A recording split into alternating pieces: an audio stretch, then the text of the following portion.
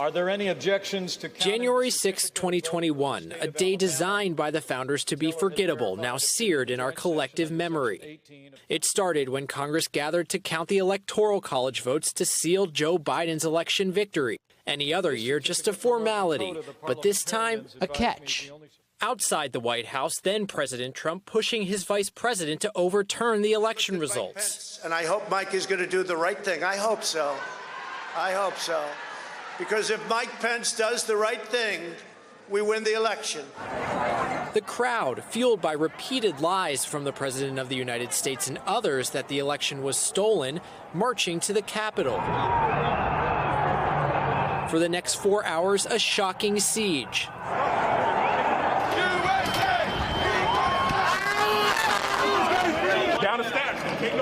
Lawmakers narrowly escaping. Officer Eugene Goodman seen here drawing rioters away from senators huddled close by.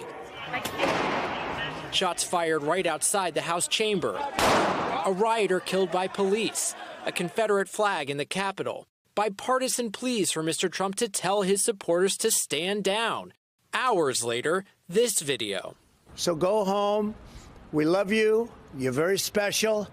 By 8 p.m. that night, the building had been cleared, lawmakers returning to finish the job. For what purpose does... Then Vice President Pence rejected his boss's demands and declared victory for President Biden. Joseph R. Biden, Jr. of the state of Delaware has received 306 votes.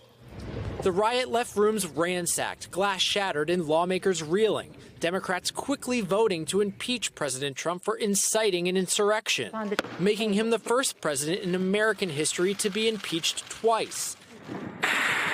The Capitol was fortified with thousands of federal troops lining the halls for the first time since the Civil War.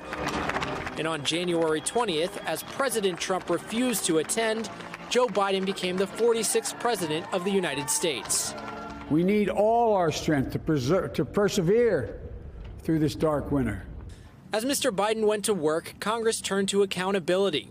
But in the Senate's impeachment trial, Mr. Trump was acquitted, with 43 Republicans, including Minority Leader Mitch McConnell, choosing not to convict a former president. We have no power to convict and disqualify a former office holder who is now a private citizen. The rioters themselves facing justice almost immediately. Federal prosecutors scrubbing social media for evidence, alleged rioters found in all 50 states. The investigation so far resulting in 700 arrests, over 150 guilty pleas, and dozens of convictions. By the summer, even as fences came down and physical damage was repaired, invisible scars remained. I got to sit down and really reflect on what happened. I think that sticks with me the most. I felt sad, anger, there were a lot of emotions going through my mind. I'm still trying to process it. If you were fighting that day, I don't think this will ever feel normal. Every time I was still walking in here, I think, okay, that's where this happened. And I can't get, it's hard to get that out of your mind because it was such a traumatic experience for a lot of people. Some Democrats finding it harder and harder to work across the aisle. Before deciding whether to co-sponsor legislation with a Republican, we always check whether they voted to certify the results or not. Some Republicans rewriting history. If you didn't know the TV footage was a video from January the 6th, you would actually think it was a normal tourist visit. With Republicans stopping a bipartisan 9/11-style commission from forming, a bipartisan Senate probe found that Capitol Police lacked the resources and training needed to respond. Federal agencies failed to warn law enforcement officials of key intelligence, and miscommunication led to a delay in the National Guard being deployed. We all remember the haunting words of an officer on the radio that day asking, "Does anyone have a plan?" The answer, sadly, was no.